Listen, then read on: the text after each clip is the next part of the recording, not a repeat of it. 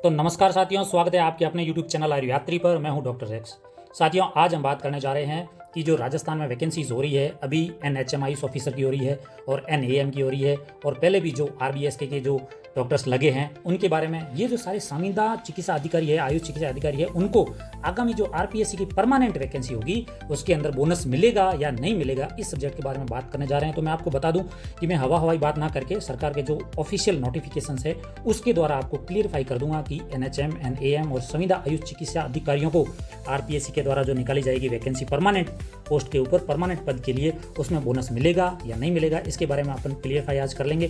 तो आपका किसी का भी डाउट है, आप इन जो वैकेंसियों के अंदर ज्वाइन करने जा रहे हो, तो आप एक बार इसको अच्छे से वीडियो को देख लेना ताकि आपको पता लग जाए कि आगामी जो RPSC पे हमें बोनस मिलेगा नहीं मिलेगा, और अगर कोर्ट की कोई भी संभावना रहेगी तो वो भी संभावना क्या रहेगी। चलिए हम वीडियो में देखते हैं कि क्या होने वाला है। तो साथियों, वीडियो शुरू करने से पहले मैं आपको बता देता हूं कि आयुष से रिलेटेड कोई भी इंफॉर्मेशन हो, सबसे पहले, सबसे तेज, सबसे सटीक आपको इधर मिलेगी। तो अपने साथी का YouTube चैनल को सब्सक्राइब कर लीजिए। चलिए वीडियो शुरू करते हैं। क्यों, सबसे पहले तो हम ये देखेंगे कि DSRRU जोधपुर ने जो लास्ट टाइम में वैकेंसी करवाई थी वो कौन से रूल्स के अकॉर्डिंग करवाई थी, उसके बाद में गवर्नमेंट ने ऑफिशियल नोटिफिकेशन जारी करके क्या क्या उसमें चेंजेस किया है।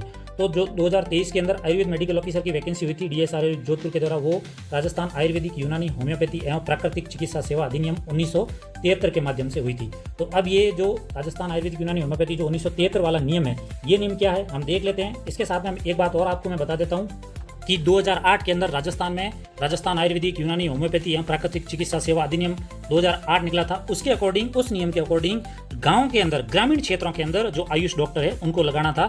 एक वैकेंसी है वो उसके अकॉर्डिंग आई थी, लेकिन अभी आगे राजस्थान में जो वैकेंसीज होने वाली है वो सारी इसी रूल के तहत ही होगी, 1973 वाले रूल के तहत। तो हम देखते हैं कि जो ये 1973 वाला रूल है ये क्या है।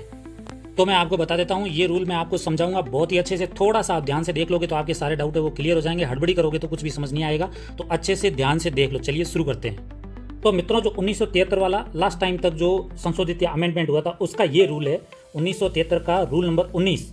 रूल नंबर 19 के अंदर ये सारा लिखा हुआ है। इसको मैं आपको हिंदी में करके बताता हूँ। तो साथियों, इस नियम के अंदर क्या लिखा हुआ है, आवेदन की जांच और परीक्षा। अब हम देखते हैं कि आवेदन, आयोग को प्राप्त होने वाले अपूर्ण आवेदन अस्वीकार कर दिए जाएंगे। ठीक है। परीक्षा में बैठने से पहले उम्मीदवार को समय यह सुनिश्चित कर लेना चाहिए कि वो नियमों में दिए गए आयु, शैक्षणिक योग्यता, अनुभव आदि संबंधी सभी शर्तों को पूरा करता है।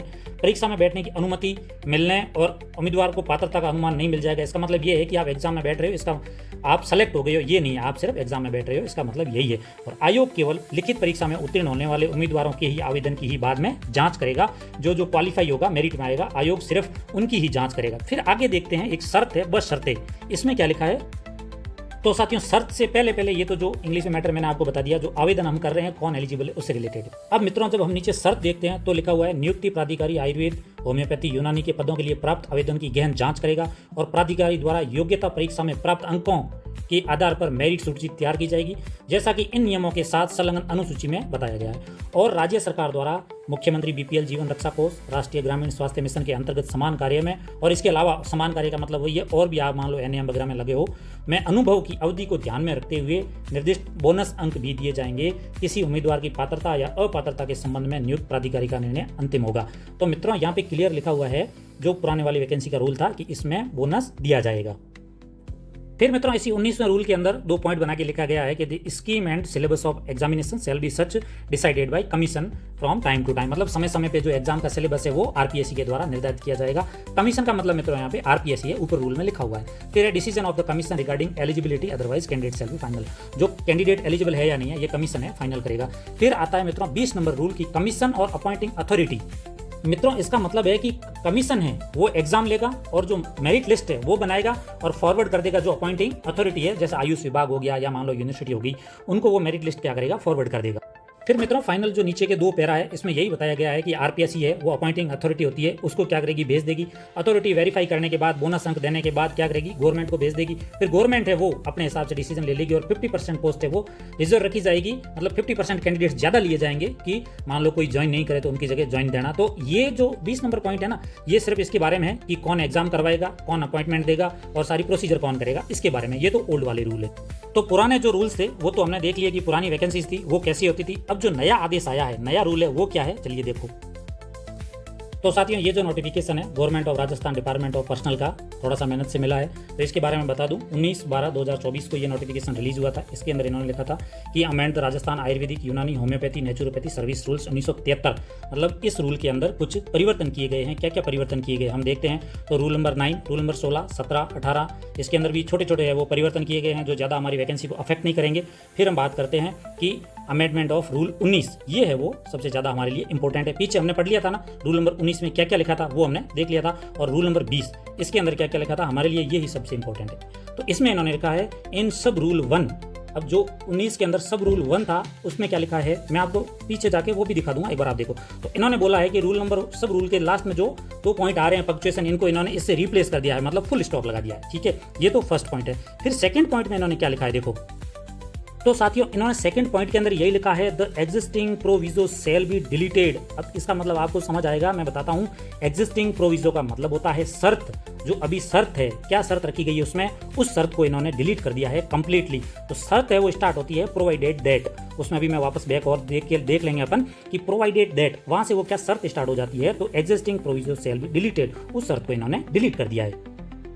फिर मित्रों 20 नंबर रूल के अंदर हम चेंज देखते हैं। तो इन्होंने वहां लिखा है कि जो लाइन है रिकमेंडेशन ऑफ द कमीशन और द अपॉइंटिंग अथॉरिटी, तो जो अथॉरिटी के बारे में और कमीशन के बारे में लिखा है तो उसकी जगह इन्होंने कर दिया है रिकमेंडेशन ऑफ कमीशन कर दिया है।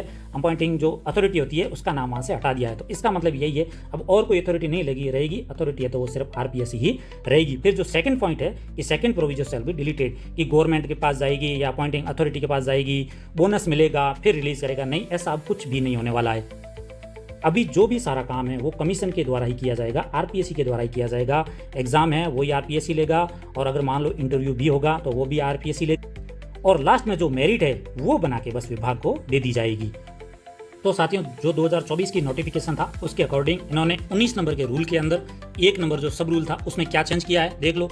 ये यहाँ पे क्या है, डबल स्टॉप लगे हुए हैं, तो इसकी जगह इन्होंने फुल स्टॉप कर दिया, ओनली 1 पॉइंट क्या है चेंज कर दिया। फिर सेकंड पॉइंट में उन्होंने लिखा था कि एग्जिस्टिंग प्रोविजो डिलीटेड, जो शर्त है प्रोवाइडेड दैट, इसका मतलब है ये कुछ है शर्त है यहाँ पे लागू होती है, तो इस शर्त को इन्होंने क्या कर दिया, कंप्लीटली डिलीट कर दिया।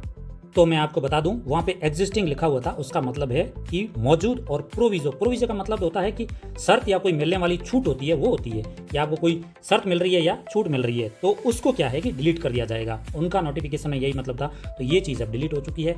इसका मतलब यही है साथियों, अब ना तो बोनस मिलेगा और ना ही परसेंटेज बेस पे वैकेंसी होगी, ना बोनस और ना परसेंटेज बेस पे वैकेंसी होगी तो सिर्फ और सिर्फ रिटन एग्जाम बेस पे होगी। अगर आरपीएससी चाहेगा तो इंटरव्यू रख सकता है, नहीं तो सिर्फ और सिर्फ रिटन बेस पे ही होगी। तो साथियों अगर वीडियो अच्छा लगा हो तो चैनल को पहले तो सब्सक्राइब कर दो, और मैं आपको बता दूं आयु से रिलेटेड अगर आपका कोई भी कंफ्यूजन है, कोई भी प्रॉब्लम है, तो सबसे पहले ऑथेंटिक अपडेट आपको मैं ही दूंगा। तो भाई के चैनल को सब्सक्राइब कर लो। मिलते हैं अगले वीडियो के अंदर, तब तक धन्यवाद।